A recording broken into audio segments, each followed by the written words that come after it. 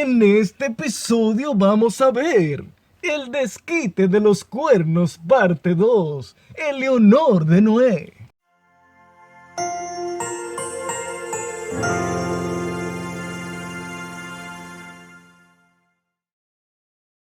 Napoleón llegó a París el miércoles 16 de octubre de 1799. Disfrutó durante la ruta de una marcha triunfal y allí, por donde pasó, fue recibido como el Salvador de Francia. Cuando se detuvo en Lyon, se interpretó en su honor una obra titulada El regreso del héroe, frente a la multitud que abarrotaba las calles. Antes de determinar el camino asumible políticamente, Napoleón debía decidir qué hacer matrimonialmente. El primer lugar al que se dirigió Napoleón fue a la casa donde vivía con Josefina. Pero nuestra querida Josefina se encontraba viviendo en una casa de lujo llamada el Malmaison, comprada por 325,000 francos prestados cuando Napoleón estaba en Egipto. 2 días después de Napoleón estar instalado en la casa, se aparece Josefina, supuestamente molesta y triste porque Bonaparte no le había notificado de su regreso a Francia. ¡Qué descarada! El general le había dado instrucciones a su sirviente de confianza de que no la dejara pasar, que ya no era bienvenida. Josefina se impuso, entró a la casa y logra que el comandante la escuche desde el otro lado de la habitación. Entre quejas y acusaciones por parte de Josefina, Napoleón se defiende, haciéndole saber que él tenía conocimiento de sus amoríos. La dama se prepara para lo peor, se resigna a perder al comandante. Se aleja lentamente del cuarto que antes fue un lecho de amor, pero que ahora se convierte en el muro de las lamentaciones. Según algunas versiones, Napoleón percibe el rastro del perfume que lo vuelve loco. Abre la puerta, Josefina se devuelve, él la toma entre sus brazos y lo demás se lo dejó de tarea. En este punto, me imagino que usted estará diciendo: solo un palomo. Lo cierto es que Napoleón ya no era tontín el de los pitufos, ni se encontraba con Alicia en el país de las maravillas. Para algunos historiadores, el general manipuló hasta cierto punto la titánica riña para acabar logrando un dominio absoluto sobre su esposa. Otros piensan que no la dejó porque un divorcio le habría dañado políticamente, especialmente entre los católicos devotos. Y no podemos olvidar que Josefina era de gran ayuda para sus conexiones en la alta sociedad. Todo esto sin contar que él había tomado ya amplias represalias por medio de Paulina Furés. Por cierto, Paulina Furés no quedó embarazada. Después que Bonaparte saliera de Egipto, ella entabló romance con 2 de los oficiales de Napoleón. Repito, no era fácil la muchachita. A su regreso a Francia, nunca fue recibida por Bonaparte. Él mismo se encargó de buscarle un marido y enviarla lejos. Después de Napoleón resolver sus problemas maritales, volteó su mirada hacia la política. En pocas semanas organizó un golpe de estado, para el cual contó con la colaboración, entre otros, de Emmanuel Joseph Silet y de su hermano Luciano, el cual le ayudó a disolver la Asamblea Legislativa del Consejo de los 500, en la que figuraba como presidente. El 9 de noviembre de 1799, Napoleón Bonaparte fue nombrado primer cónsul de Francia tras un golpe de estado. Con este cargo obtuvo poderes casi dictatoriales.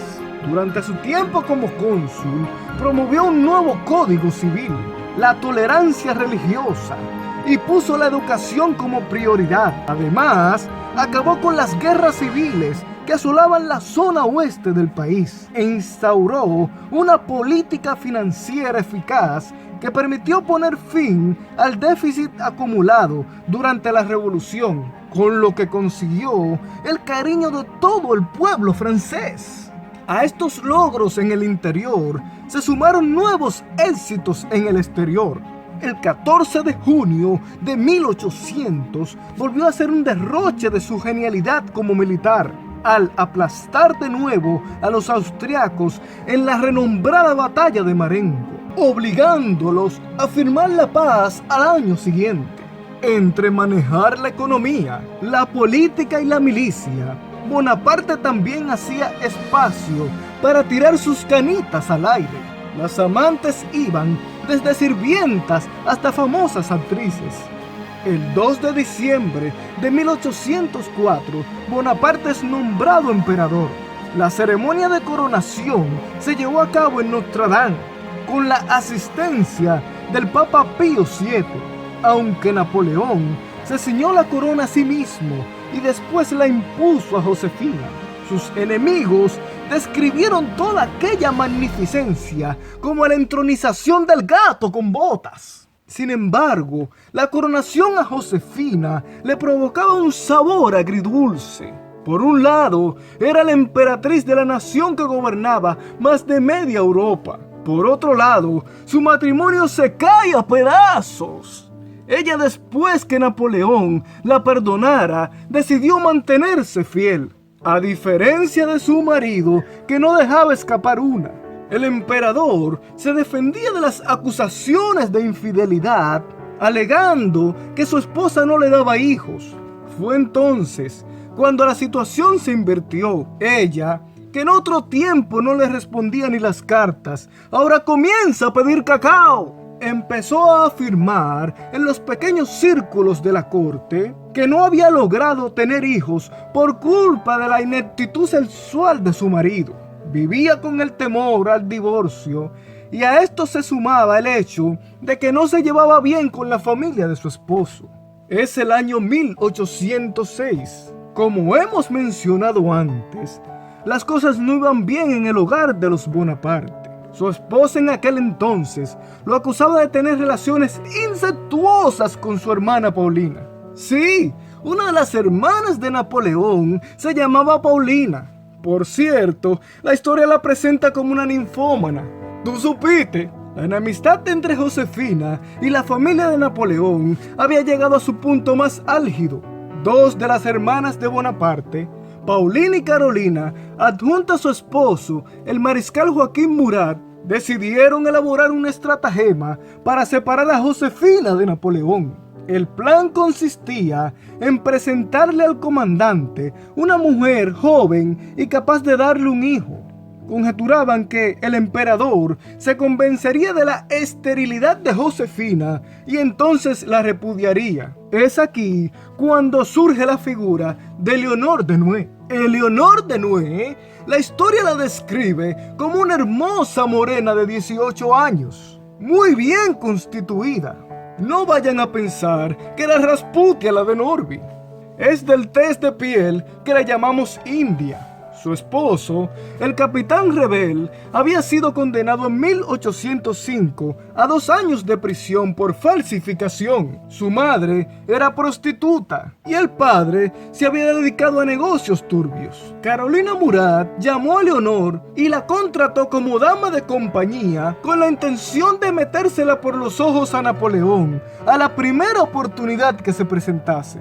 Un día, Napoleón fue invitado al castillo de Niglit y la primera persona que se encontraba allí fue, por supuesto, a esta tal Eleonor. En esa etapa de la vida de Bonaparte, cuando le gustaba una mujer, enseguida averiguaba dónde dormía. Su propia hermana le indicó dónde estaba la joven hospedada, a lo que el general no perdió tiempo, salió como un cohete y le frenó allá a Eleonor. Napoleón quedó maravillado, le invitó a las Tullerías, que era el palacio donde vivía Napoleón en ese tiempo, y le rogó que se vieran más seguido en el futuro. Al parecer, a Leonor no le gustaba estar con Bonaparte.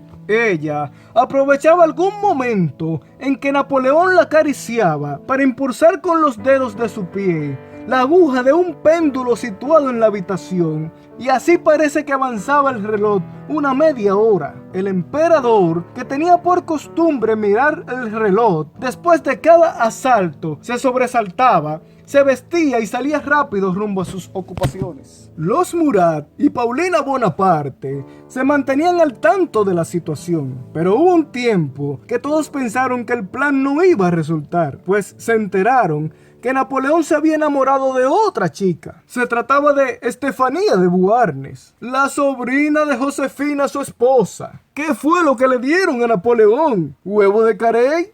Por supuesto, el asunto no duró mucho. Entonces el matrimonio Murat, Paulina y la propia Josefina, que no sabía nada de la intriga, naturalmente se encargaron de que Estefanía se casara con un marqués. Napoleón volvió a encontrarse con Eleonor y a principios del mes de abril de 1806 estaba embarazada. E inmediatamente se lo anunció al emperador. Loco de alegría, mandó a alquilar para ella un hotelito en el número 2 del Habituar. Incluso llegó a agradecer a su hermana Carolina el solo hecho de haber conocido a la muchacha en aquel castillo. En su euforia, el emperador dio orden de activar todas las formalidades para que Eleonor se divorciara de su esposo Rebel, aquel capitán que estaba preso por falsificación. Rebel protestó alegando que amaba a su esposa y que no deseaba separarse de ella. Se le respondió entonces, sin más cumplidos,